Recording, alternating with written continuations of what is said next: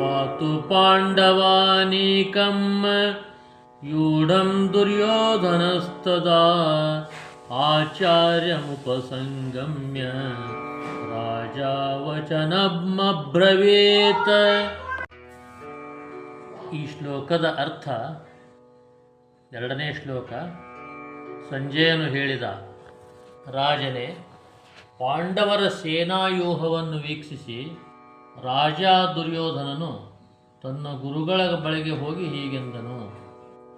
ಧೃತರಾಷ್ಟ್ರನು ಹುಟ್ಟು ಕುರುಡ, ಅದೃಷ್ಟವಶಾತ್ ಅವನು ಆಧ್ಯಾತ್ಮಿಕವಾಗಿಯೂ ಕುರುಡನಾಗಿದ್ದ. ಆದ್ದರಿಂದ ಸಂಜಯನು ಎರಡನೇ ಶ್ಲೋಕದಲ್ಲಿ ಈ ಮಾತನ್ನು ಅವನಿಗೆ ಹೇಳಿದನು.